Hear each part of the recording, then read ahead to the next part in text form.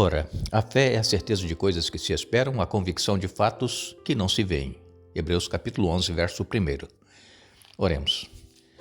Nosso Deus e Pai, estamos em Tua presença e te agradecemos por este dia, por estes momentos que temos para estudar a Tua Palavra. Pedimos que o Teu Espírito Santo esteja presente conosco hoje, também durante toda a semana, no estudo que iremos fazer, que possamos compreender e viver na prática em nossa vida os Teus ensinamentos. Abençoa todos os que estudam conosco, todos os que oram, todos os que pedem orações. Tu conheces os problemas que cada um enfrenta. Dê vitórias, que não desanimem, que perseverem na fé e que sejam agradecidos por tudo quanto fazes por cada um. Em especial, pedimos por Dilza Flora e a sua família. A Dilza perdeu sua mãe no final de semana, que seja confortada e fortalecida por ti.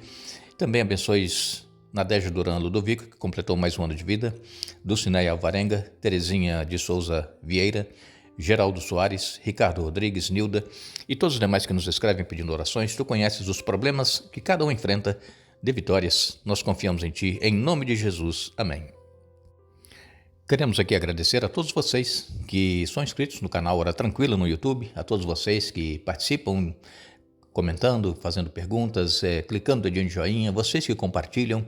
Nós agradecemos de coração a cada um de vocês e pedimos a Deus que nos ajude a entendermos os estudos que fazemos cada dia e que possamos crescer na fé neste relacionamento com Deus, que é o tema que nós estamos trazendo aqui para vocês nesta série. E estivemos já abrangendo alguns pontos que nós temos em nossa vida com relação a enfrentar a realidade que nós somos pecadores, que carecemos de Jesus, o nosso Senhor e Salvador.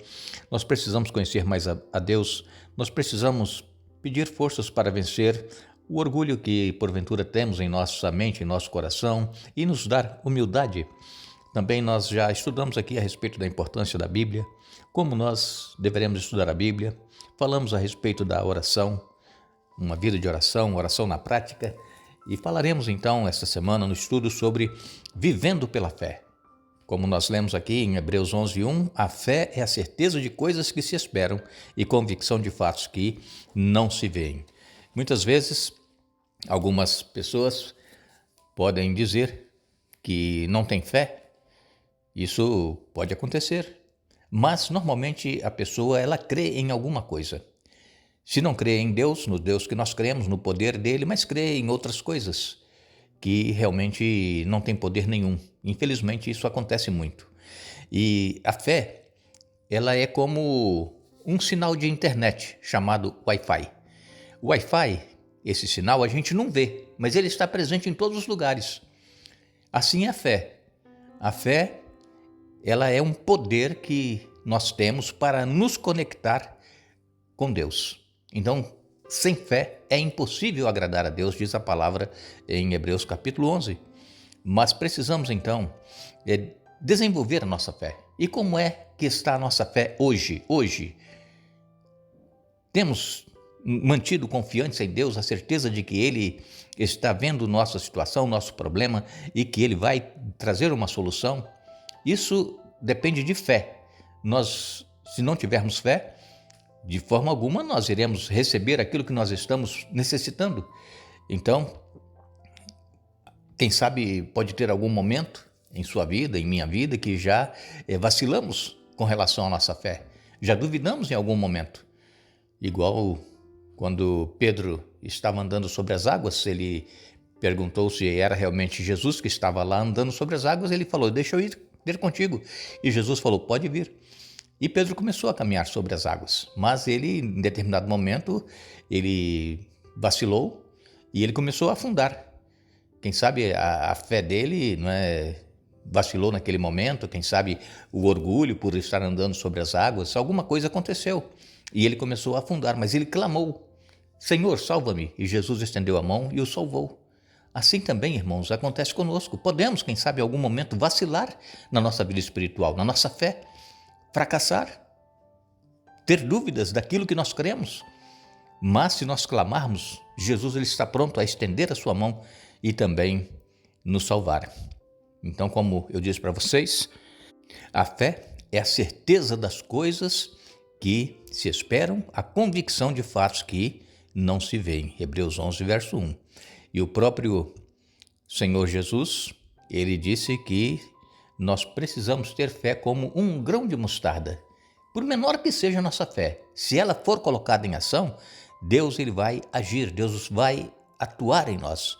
Agora, a fé, ela não é produzida por nós mesmos, nós vamos produzir fé em nós, não. A fé, ela vem de Deus, conforme diz o apóstolo Paulo em Romanos 12, verso 3, que Deus, ele concede a fé à medida da fé que Deus reparte a cada um. E a fé, ela é um dom. Em Efésios capítulo 2, versos 8 e 9, nós lemos ali que pela graça nós somos salvos mediante a fé. E isso não vem de nós, é dom de Deus. Então vejam, irmãos, precisamos exercitar a nossa fé, colocá-la em ação.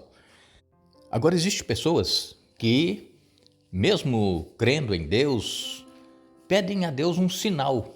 Não, se realmente for, eu gostaria que Deus me mostrasse, fizesse isso ou fizesse aquilo. Não é por aí, irmãos. A fé, ela não depende de nós vermos ou recebermos. A fé, ela tem que ser colocada em primeiro lugar para que nós depois recebamos a bênção. E o próprio Jesus, ele disse isso, quando nós orarmos pedindo com fé, nós deveremos crer que já recebemos, mesmo ainda não tendo recebido. Então a fé, ela é o alicerce para a nossa caminhada espiritual. Nós encontramos o povo de Israel, por exemplo, eles no deserto, Deus os havia tirado lá do Egito, e então eles não possuíam Bíblias naquela época, nenhum escrito ainda que pudessem ler, mas Deus usava as pessoas para ir transmitindo as mensagens dele até quando surgiu a escrita, até quando Moisés começou a escrever os primeiros livros da Bíblia e que as pessoas começaram a ter acesso, mesmo que um acesso restrito, né? Nem todo mundo tinha acesso, mas Deus ele usava pessoas para ir falando das maravilhas do que Deus fez e era passado então de geração em geração, um contava para o outro. Aqui, em Deuteronômio capítulo 4, versos 7 a 10, nós vemos que Moisés, ele destaca aqui a importância de lembrar a direção e a bondade de Deus.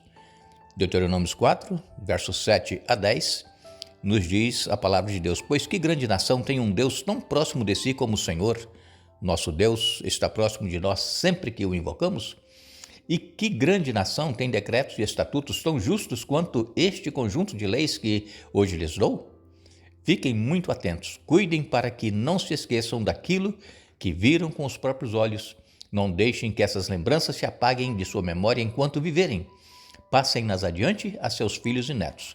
Nunca se esqueçam do dia em que estiveram diante do Senhor seu Deus no Monte Sinai, onde o Senhor me disse: convoque o povo para que se apresente diante de mim e eu os instruirei pessoalmente. Eles aprenderão a me temer enquanto viverem, ensinarão seus filhos a também me temer.